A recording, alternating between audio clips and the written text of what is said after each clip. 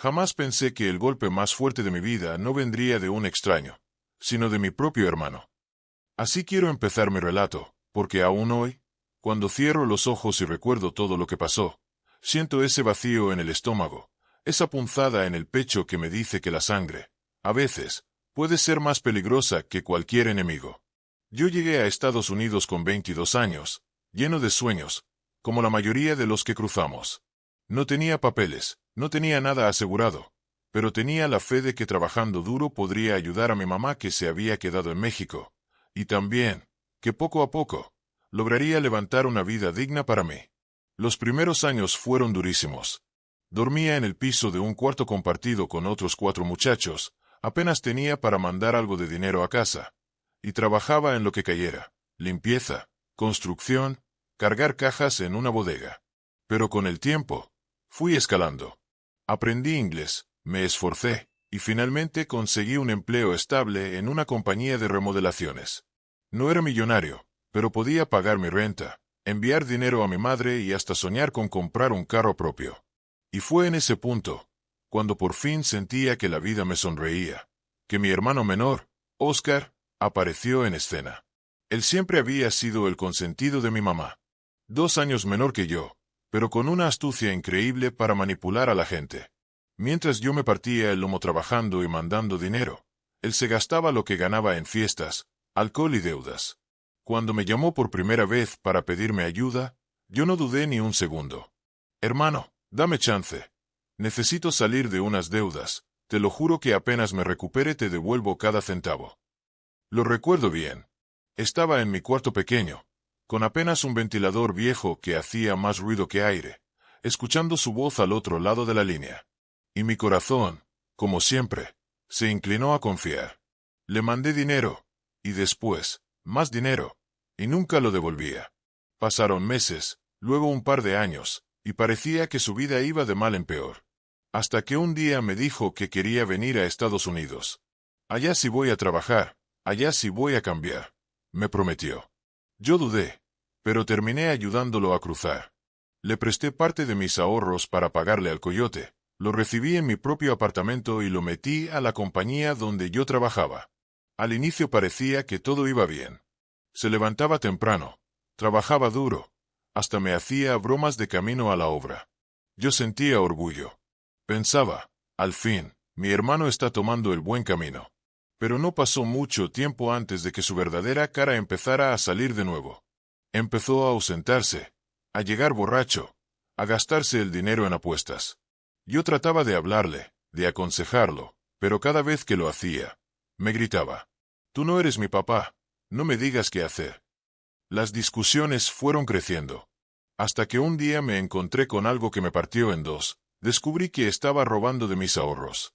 Yo tenía un sobre escondido en un cajón con dinero guardado para pagar un abogado de inmigración y empezar mi proceso. Un día abrí el cajón y faltaban $1,500. Él lo negó, claro, pero yo sabía que nadie más tenía acceso. Fue un golpe bajo, pero lo que vendría después fue aún peor. Lo que yo no sabía era que en ese tiempo, Oscar había caído en manos de un tipo peligroso, alguien que le prestaba dinero para sus apuestas y fiestas, y que tarde o temprano le iba a cobrar la deuda. Y como mi hermano nunca fue responsable, buscó la salida más fácil. Un día, mientras yo trabajaba en la obra, recibí una llamada anónima.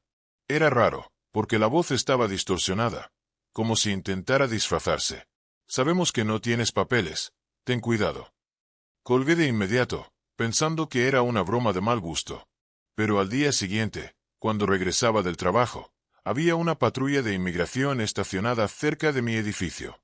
El corazón se me fue al piso. No era casualidad.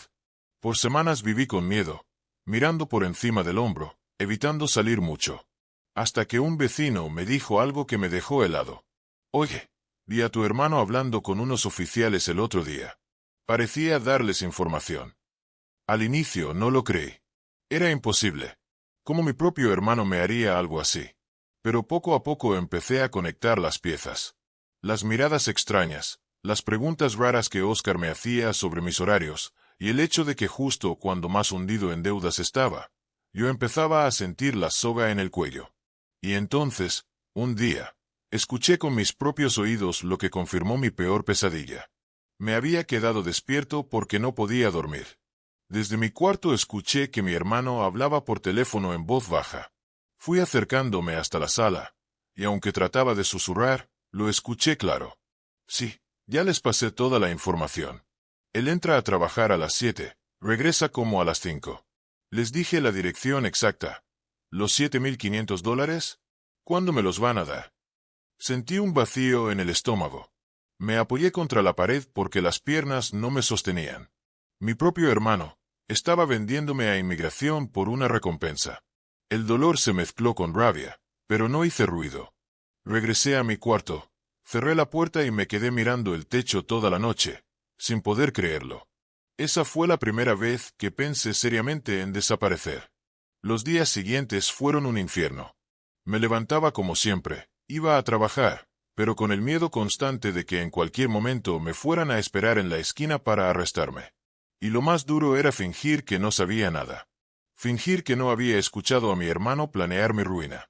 Pero también dentro de mí, algo empezó a cambiar. Esa mezcla de traición y rabia me encendió una fuerza que nunca había sentido antes. Empecé a pensar, a planear, a preguntarme, ¿qué haría yo, ahora que lo sabía? ¿Me iba a dejar caer como una víctima más? ¿O iba a tomar control de mi destino antes de que él lo destruyera por completo? La respuesta empezó a tomar forma dentro de mí. Y aquí es donde comienza la parte más dura y más oscura de mi historia. Porque lo que hice después fue algo que mi hermano jamás imaginó. Dicen que la traición de un extraño duele, pero la traición de tu propia sangre, esa se siente como un cuchillo clavado lento, girando dentro del pecho.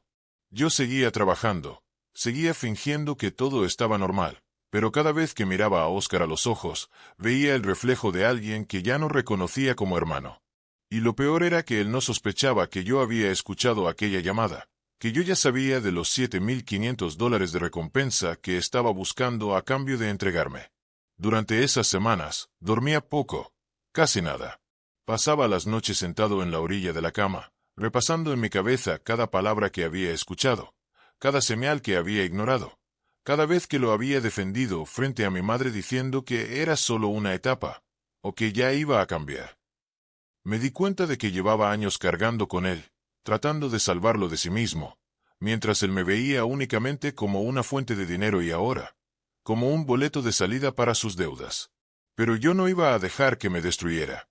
La idea surgió una mañana, cuando estaba en la obra cargando tablas de madera. Mi compañero de trabajo, un hondureño llamado Carlos, me notó distraído y me preguntó: «Oye, hermano, ¿qué te pasa? Últimamente andas con la cabeza en otro lado». Yo dudé en contarle, pero necesitaba sacarlo de adentro. Así que le hablé con medias palabras. Le dije que alguien muy cercano me había traicionado y que sentía que estaban a punto de entregarme a inmigración. Carlos me miró con seriedad, dejó lo que estaba haciendo y me dijo algo que nunca olvidaré. «Mira, compa, cuando alguien te vende por dinero, ya no es familia. A esa gente hay que cortarla de raíz, porque si no, se llevan tu vida entera». Sus palabras me golpearon fuerte. Era exactamente lo que yo necesitaba escuchar. Esa misma noche, después del trabajo, me quedé sentado en la sala mirando a Oscar beber una cerveza mientras jugaba en su celular, como si nada. Y fue ahí cuando lo decidí. No iba a esperar a que me destruyera. Yo iba a moverme primero. Mi plan comenzó con discreción. Fui guardando mis pertenencias más importantes en una mochila. Mis pocos papeles, fotos de mamá, el dinero que todavía quedaba escondido en otro lugar, y algo de ropa. Empecé a llevar la mochila al trabajo, para que Oscar no sospechara nada si de pronto desaparecía. Al mismo tiempo, empecé a investigar. Tenía un amigo que trabajaba con un abogado de inmigración, y le pedí una consulta rápida. Le expliqué mi situación sin dar nombres, solo le dije: «Tengo miedo de que alguien me denuncie». Él me explicó algo que me dio un poco de esperanza. Había un programa para personas que podían demostrar que habían sido víctimas de explotación o de peligro si eran deportados. No era seguro, pero había un camino. Eso me dio valor. Mientras tanto, observaba a mi hermano cada vez con más atención. Y fue ahí donde descubrí que él mismo estaba cayendo más y más profundo en un hoyo. Tenía llamadas extrañas a medianoche, recibía mensajes con amenazas, y más de una vez lo vi salir con la cara tensa, como si estuviera huyendo. Yo sabía que tarde o temprano, sus deudas lo iban a alcanzar. Una noche, no pude más y lo confronté. «Oscar, dime la verdad.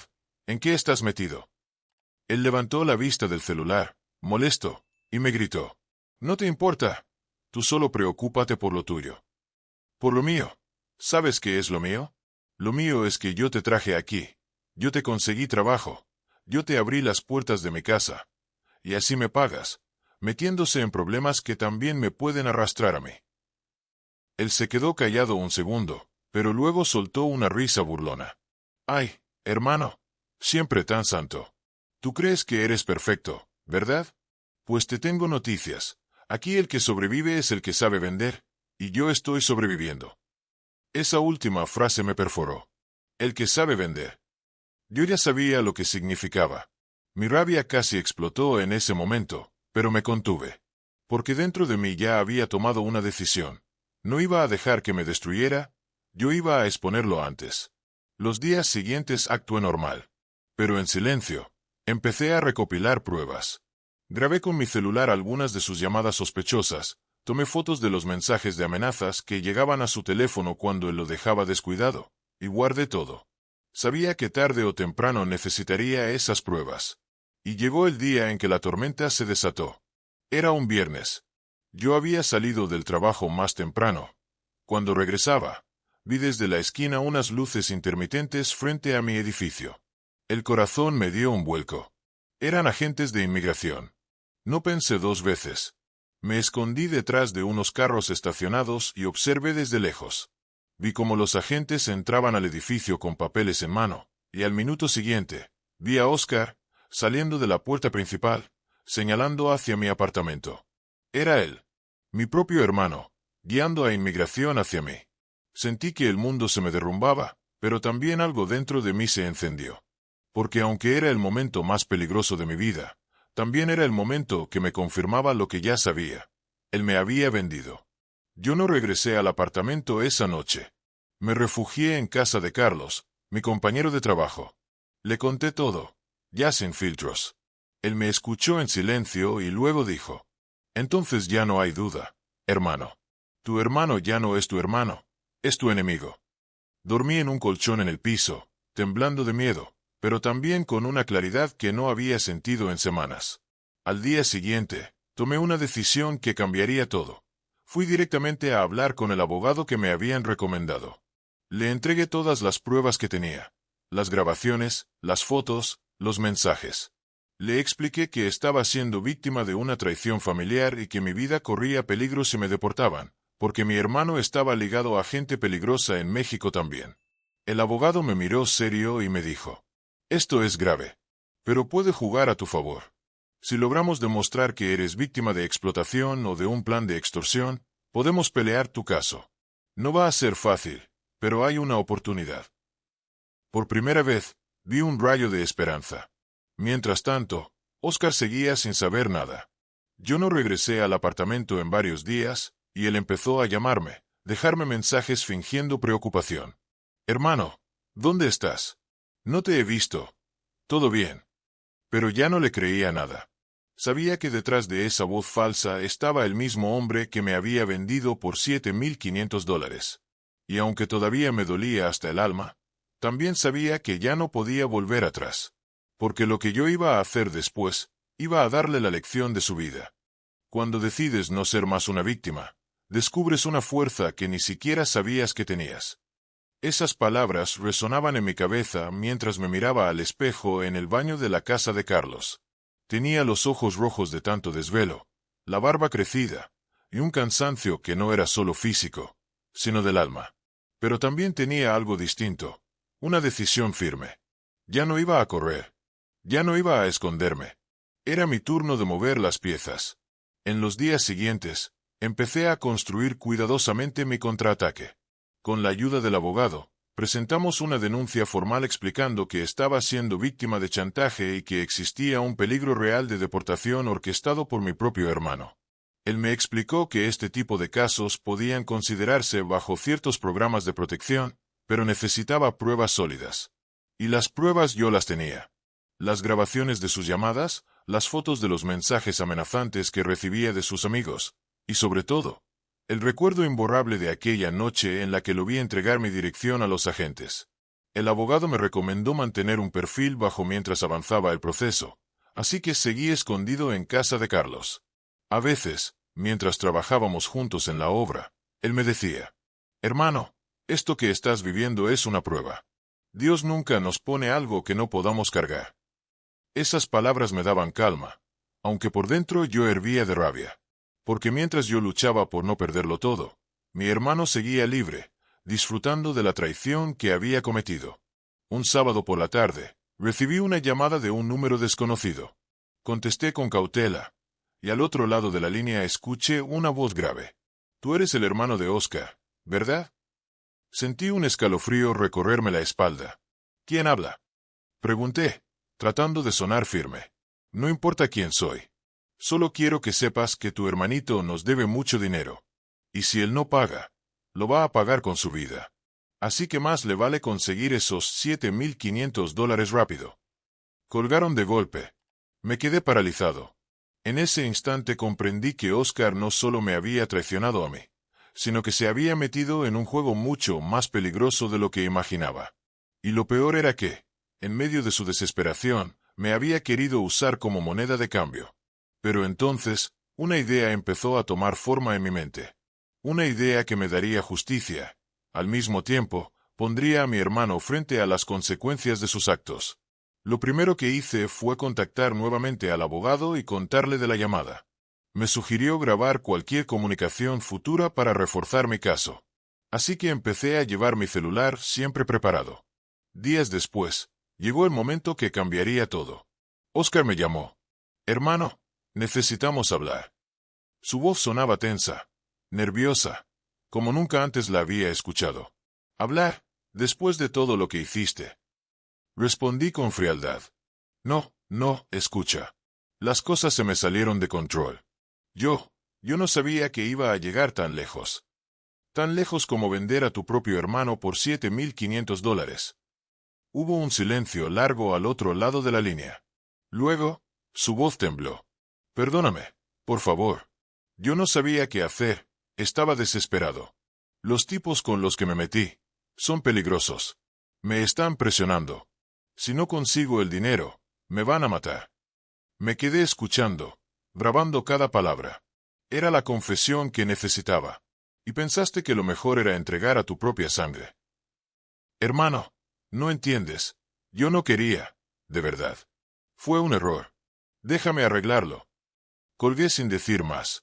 Mi corazón estaba hecho pedazos, pero también tenía lo que necesitaba. La prueba directa de que él me había traicionado. Esa noche no pude dormir. Me quedé mirando al techo, pensando en todo lo que había pasado. ¿Debía entregarlo yo mismo? ¿Debía dejar que esos hombres con los que estaba metido cobraran la deuda a su manera? ¿O debía confrontarlo cara a cara, para que supiera que yo ya no era el hermano ingenuo que él podía manipular? Al final, decidí que necesitaba mirarlo a los ojos. Una semana después, lo cité en un parque, de día, en un lugar público. Cuando lo vi llegar, noté que ya no era el mismo Oscar confiado de antes. Estaba ojeroso, flaco, con el rostro marcado por el miedo. Nos sentamos en una banca. El silencio pesaba. «¿Qué quieres de mí, Oscar?», pregunté. Él bajó la cabeza. «Solo que me perdones. Yo cometí un error.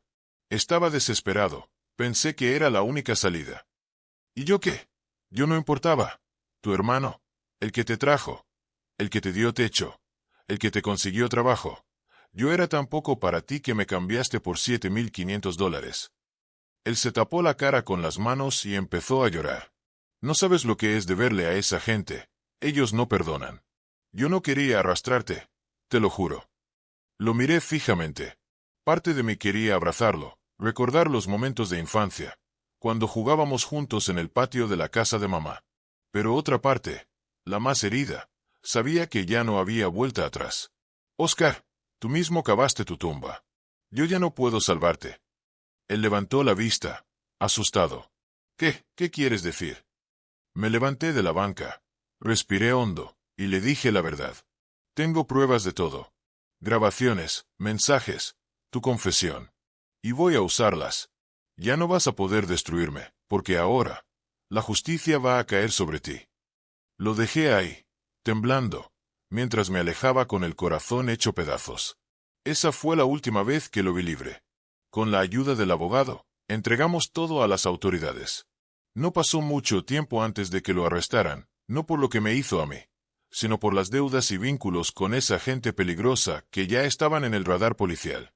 Cuando me enteré, no sentí alegría. Sentí vacío. Porque, aunque había logrado protegerme y darle un giro a mi caso migratorio, había perdido algo que nunca se recupera, la confianza en mi propia sangre. Pero al mismo tiempo, dentro de mí, algo cambió. Ya no era el muchacho ingenuo que lo justificaba todo. Era un hombre que había sobrevivido a la traición más dolorosa de su vida. Y aunque la historia aún no había terminado, porque lo que vino después fue todavía más sorprendente, yo ya sabía que el camino que había escogido no tenía retorno. Porque lo que haría después, marcaría el destino no solo de mi hermano, sino también el mío. Creí que con la traición descubierta y con mi hermano arrestado, mi historia iba a terminar ahí, pero estaba equivocado. En realidad, lo más duro aún estaba por venir. Eso fue lo que aprendí, que los problemas no se acaban cuando atrapan a quien te traicionó. Porque las consecuencias, las heridas y los fantasmas siguen persiguiéndote, incluso cuando el traidor ya no está frente a ti.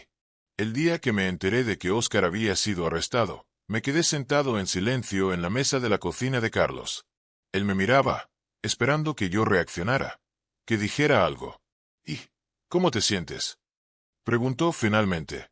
Yo respiré hondo, pero lo único que salió de mi boca fue vacío. Carlos frunció el ceño. ¿Vacío? Pero si ese tipo intentó arruinarte la vida, hermano, ¿no deberías alegrarte de que esté pagando por lo que hizo? Sacudí la cabeza. Es mi hermano, Carlos. Con él crecí. Jugamos juntos, dormimos en la misma cama cuando éramos niños. Y ahora, verlo hundido, no sé si me duele más que la traición. Él me puso una mano en el hombro. Lo entiendo. Pero no olvides que él mismo se buscó ese destino. Asentí, aunque por dentro sabía que ese era apenas el inicio de un nuevo capítulo. Un par de días después, recibí una llamada inesperada. Era mi madre. Su voz sonaba preocupada y llena de angustia. «Mijo, ¿qué pasó con tu hermano? Me dijeron que lo arrestaron. Dime que no es cierto». Sentí un nudo en la garganta. No podía mentirle, pero tampoco podía soltarle toda la verdad. «Sí, mamá, lo arrestaron. Pero, no te preocupes, está vivo, y seguramente tendrá su proceso». Ella empezó a llorar al otro lado de la línea. «¿Por qué, Dios mío? ¿Por qué les pasó esto a mis hijos? Yo solo quería que se cuidaran, que se apoyaran». Su llanto me desgarró por dentro. Porque aunque yo sabía que había hecho lo correcto, también sentía que la vida nos había puesto en una guerra donde todos perdimos algo. Los días siguientes fueron un torbellino. El abogado me llamó para decirme que mi caso estaba tomando un giro positivo gracias a todas las pruebas. El hecho de que había sido víctima de chantaje y de un intento de entrega injusta reforzaba mi petición de protección. Era un rayo de esperanza en medio de tanto dolor. Pero, al mismo tiempo, mi conciencia no me dejaba en paz. Una noche, mientras caminaba solo por la calle, escuché esa voz interna que me preguntaba: ¿de verdad hiciste lo correcto? ¿De verdad tenías que entregarlo? ¿No podías salvarlo de otra manera?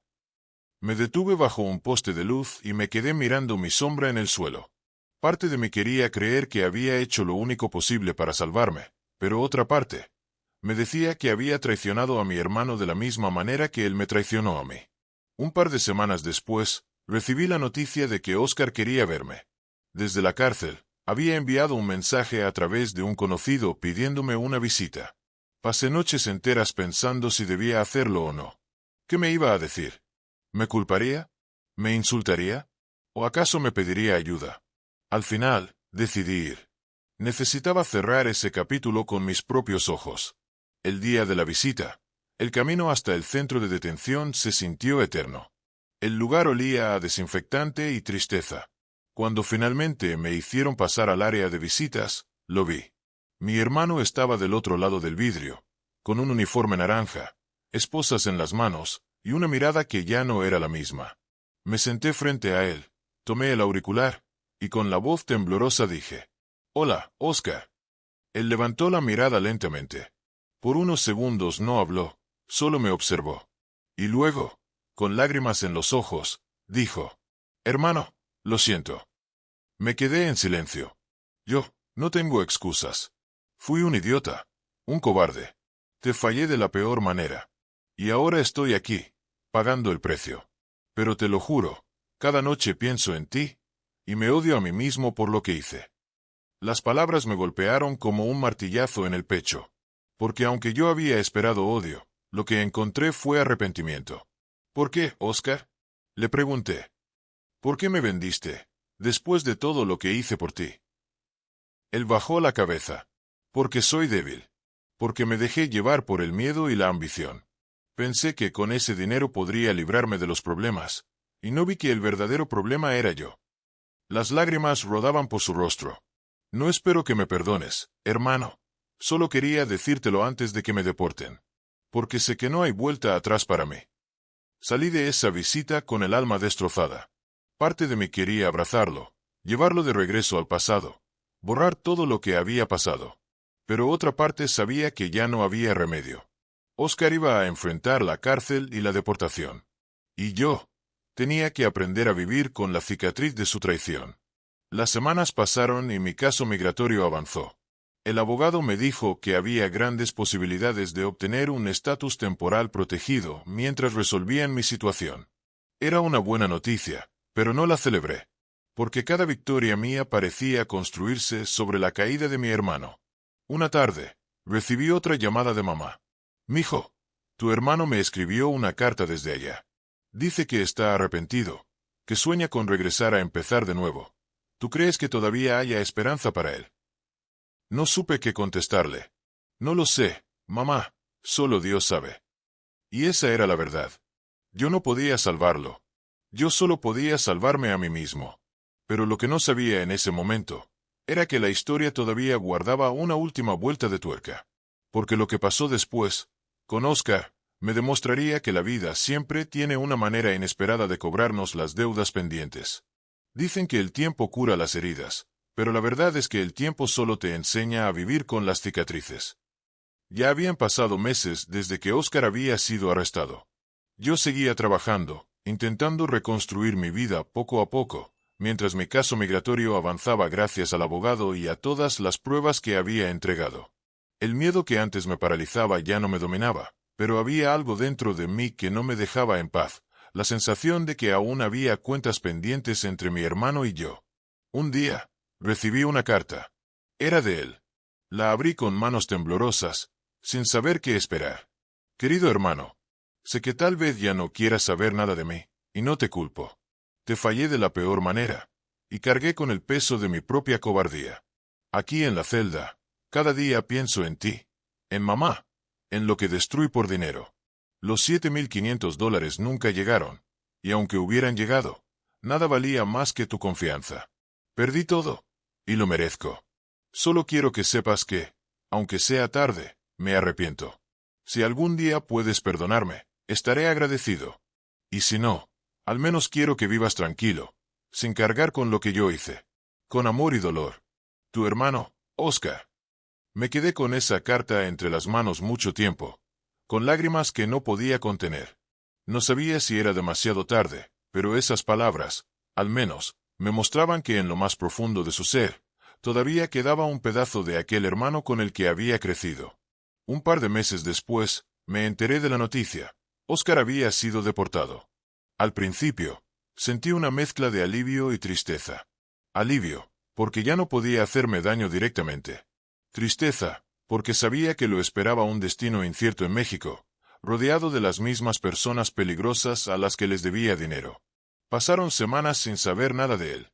Hasta que un día, mamá me llamó con la voz quebrada. «Mijo, tu hermano apareció. Lo golpearon, lo dejaron tirado en la calle, pero está vivo. Dice que quiere cambiar, que está buscando trabajo honesto». Esa noticia me sacudió. Por primera vez, sentí que tal vez Solo tal vez, la vida le estaba dando otra oportunidad. Mientras tanto, mi situación en Estados Unidos mejoraba.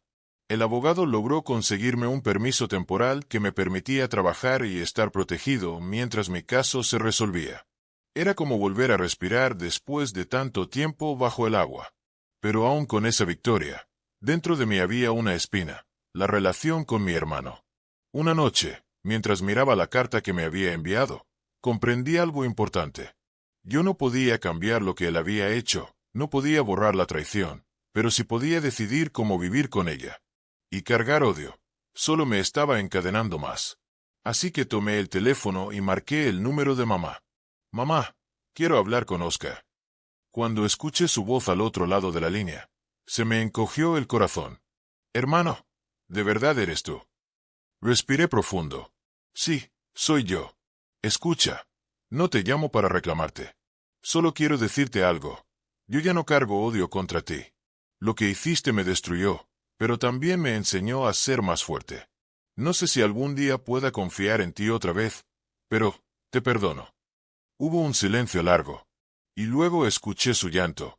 Gracias, hermano, gracias. No lo merezco, pero gracias. Esta vez voy a cambiar, te lo prometo. No sé si cumplirá esa promesa. No sé si la vida le dará realmente una nueva oportunidad. Pero yo, al menos, solté el peso que me estaba hundiendo. Hoy, mientras te cuento esta historia, sigo trabajando duro, sigo luchando por mis papeles, y sigo con la esperanza de un futuro mejor. Mi hermano sigue en México, intentando rehacer su vida. No sé qué será de él, pero ya no vivo con miedo ni con rencor.